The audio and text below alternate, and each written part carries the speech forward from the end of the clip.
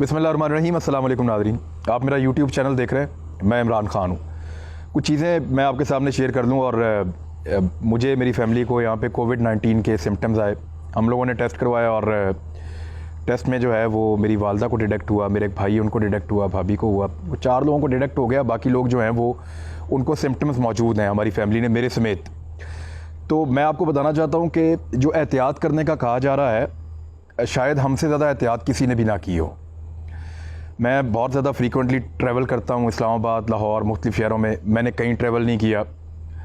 हमारी फैमिली ने इस मरतबा ईद पे किसी किस्म की कोई शॉपिंग नहीं की। पिछले 3-3.5 महीने से हमारे घर में से कोई भी दुकान तक नहीं गया चल के। जो सामान हमारे घर में आता है वो 2-2, 3-3 दिन बाहर पड़ा रहता है। और जो ड्राइवर लेकर आता है या कोई बंदा लेकर आता है वो डिक्की में ही गाड़ी की पड़ा रहता है। 3 दिन 4 दिन के बाद उसको प्रॉपर सफाई करवाने के बाद हम सामान को घर के अंदर लेके जाते हैं। हमारे घर के अंदर पिछली तरफ से हमने एक सीढ़ियाँ हैं, वहाँ से ऊपर एक वॉशरूम है, उसको रखा हुआ है कि जब कोई शख्स को बहुत ज़रूरी बाहर जाना पड़ जाए, जैसे कि मैं टीवी चैनल पे प्रोग्राम करने के लिए जाता था और वहाँ पे भी हम पूरी एहतियात करते थे। तो प्रोग्राम करने के बाद जब मैं वापस आता था तो यहाँ से पिछली तरफ से वो सीढ़ियाँ चढ़ के मेरे घर की बैक साइड से ऊपर जो बाहर एक वॉशरूम बना हुआ है वहाँ पे जाके प्रॉपर नहा के कपड़े चेंज करके, जो पुराने कपड़े हैं उनको वो धोने वाले एरिया में डाल के, और वो घर में नहीं आते जब तक प्रॉपर तरीके से धुल नहीं जाते। और धोने के भी SOP हमने तब्दील किए हुए थे। और वहाँ से पूरा वायरस फ्री अपनी तरफ से होके तो फिर मैं घर में दाखिल होता था। मेरे अलावा बाकी लोग तो घर से बाहर गए ही नहीं। बहुत शादो नादर कोई बहुत इमरजेंसी में किसी को जाना पड़ा तो कोई गया, लेकिन वो भी बड़ी एहतियात के साथ। तो हम लोगों ने बड़ी ज़बरदस्त एहतियात की है इन 3 महीनों के अंदर। लेकिन इसके बावजूद वायरस जो है वो जो हमारे घर तक पहुंचा, कोविड-19, और मेरी वालदा को हुआ। फिर उनमें सिम्टम्स थे तो हमने बुलाया टेस्ट करने के लिए।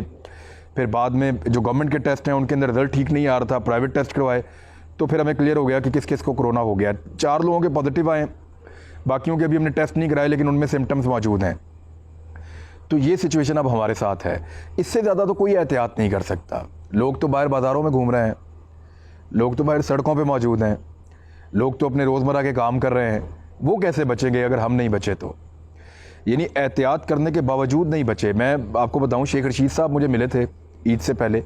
वो कह रहे थे बिल्कुल मज़ा नहीं आ रहा, ना रोज़ों का मज़ा आ रहा है, ना ईद आने वाली है उसका कुछ पता चल रहा है। मैंने कहा जी क्यों? कहते मैं किसी से मिलता ही नहीं हूँ। शेख रशीद साहब ने अपने आप को आइसोलेट किया हुआ था तकरीबन, उनको भी हो गया। बड़े पाकिस्तान में मकबूल तरीन लोग हैं, पोलिटिकल लोग हैं, सेलिब्रिटीज़ हैं, उनको कोरोना वायरस, ये कोविड-19 उनको भी हो गया। तो ये किसी को भी हो सकता है, एहतियात करने के बावजूद हो सकता है। तो आप अगर किसी को ये वायरस हो जाए तो उसको आप ये ब्लेम नहीं कर सकते कि उसने एहतियात नहीं की।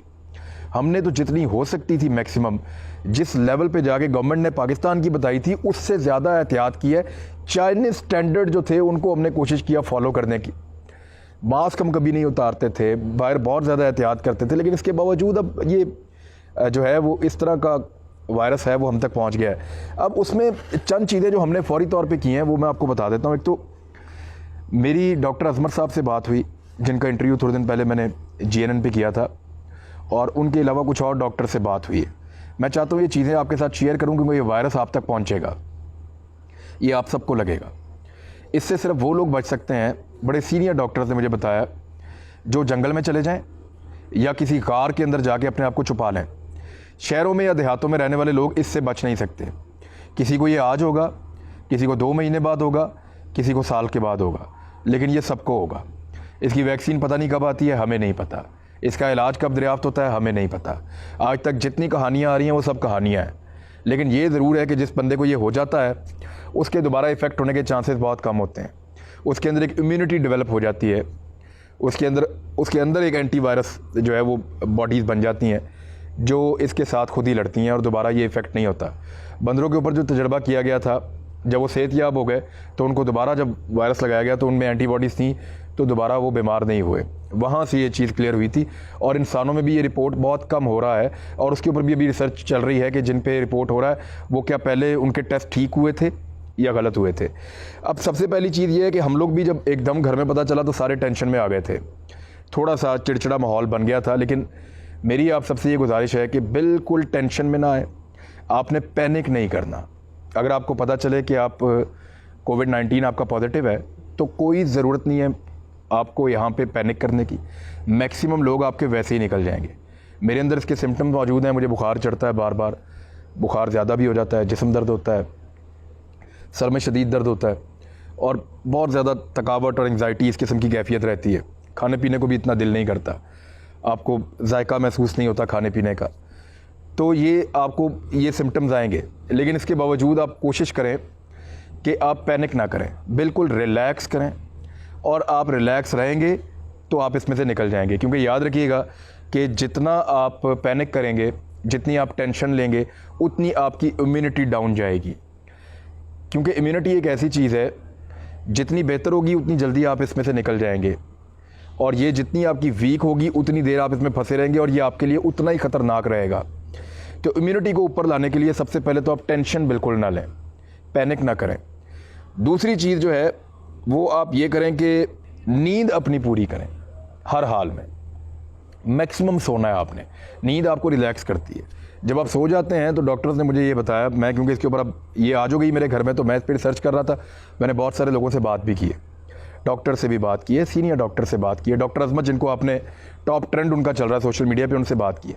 उन्होंने कहा जब आप सो रहे होते हैं तो आपकी बॉडी के अंदर जो रफूगरी का काम होता है या जो डेवलपमेंट का काम होता है वो बहुत तेज़ होता है।